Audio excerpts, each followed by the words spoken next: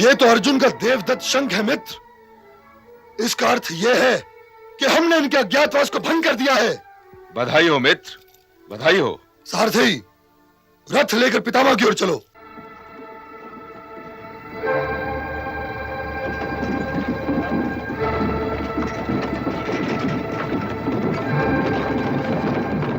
हे पितामह, हे गुरु द्रोण, हे कुल गुरु कृपाचार्य, आप सबने गांडीव की प्रत्यंचा ध्वनि तो अवश्य ही पहचान ली होगी और उस शंख के नाद को भी अवश्य ही सुना होगा।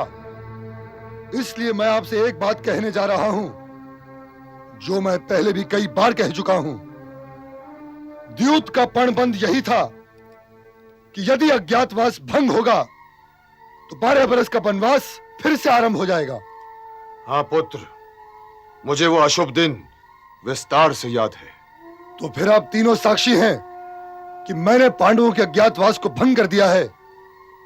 पितामह, आप हम दोनों के बड़े हैं, अपने रथ को आगे बढ़ाइए और जाकर अर्जुन का आदेश दीजिए कि वो अपने भाइयों के साथ 12 बरस के दूसरे वनवास को जाने की तैयारी करे।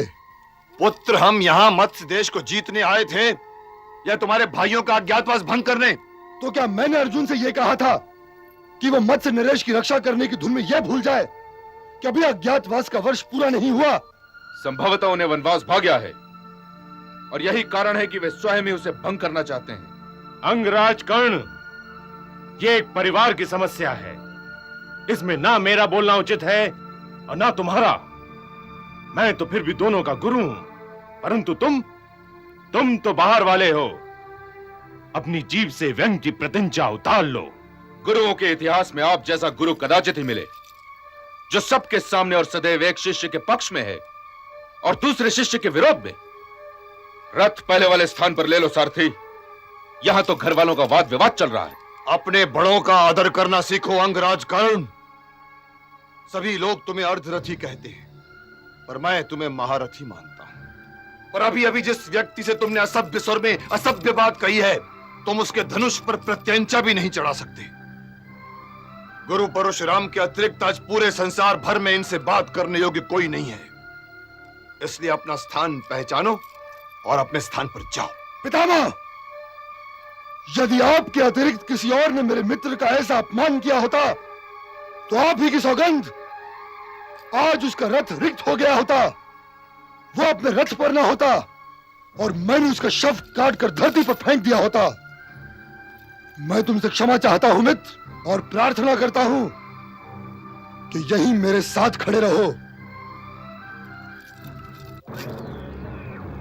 अंगराज कर्ण, तुम जिस दिन सत्य का वाण सहन करना सीख जाओगे उसी दिन महारथी हो जाओगे। आचार्य द्रोण ने ठीक ही कहा था, ये कुरु परिवार की समस्या है और तुम इस परिवार के नहीं हो। युवराज तुम्हें अंगराज तो बना सकते थे, किंतु वे तुम्हें कुरु वंशज नहीं बना सकते। ये क्रोध जो भी कोई वीर पी ले अंगराज, अमृत समान होता है। इसीलिए प्रिय दुर्योधन, तुम भी गंगा पुत्र से क्षमा मांगो। ये किस किस अपराध के लिए क्षमा मांगेगा आचार्य? मैं तो उस दिन से डर रहा हूं जब इसे क्षमा करते करते मेरी झोली रिक्त हो जाएगी। मैं क्षमा चाहता हूं पितामह, परंतु मैं विवश हूं। मुझसे मेरे क्रोध का अश्व सधा नहीं जाता। कहीं ऐसा न हो पुत्र कि जब ये अश्व सध जाए तो तुम ये देखो कि तुम अश्वरोहण करने के योग्य ही नहीं रहे। मैं वो दिन देखने के लिए जीवित नहीं रहना चाहता पुत्र।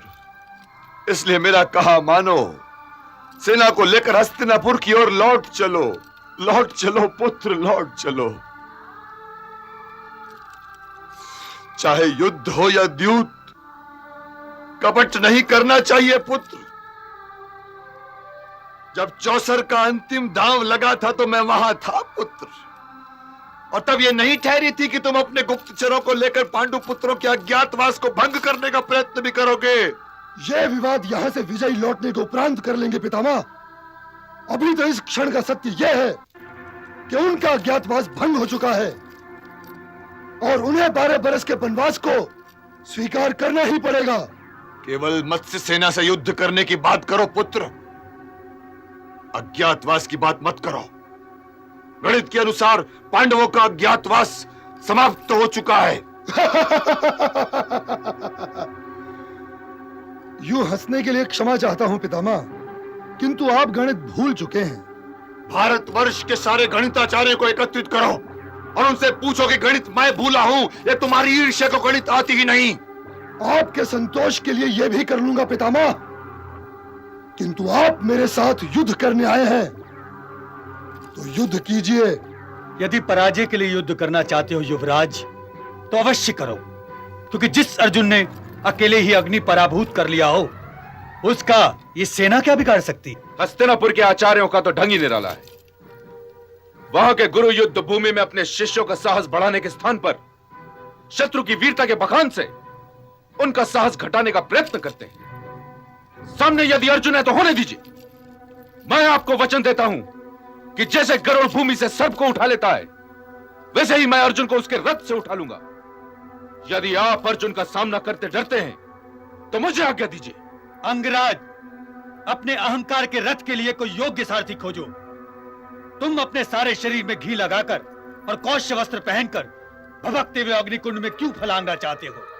अर्जुन एक अग्निकुंड है अंगराज, और तुम कौशिक का एक लच्छा। तुम्हें अपने भस्म होने के समय का अनुभव भी नहीं मिलेगा। नदी की मछली भी तैरने में निपुण होती है, मगर वो तैरकर सागर को पार तो नहीं कर सकती। और ये भी ना भूलो कि आज अर्जुन ने उस अपमान का कवच भी पहन रखा होगा जो 13 वर्ष पहले कुरु राज्य सभा में किया गया था। तुम्हारे बाण उस कवच को नहीं बेच सकते।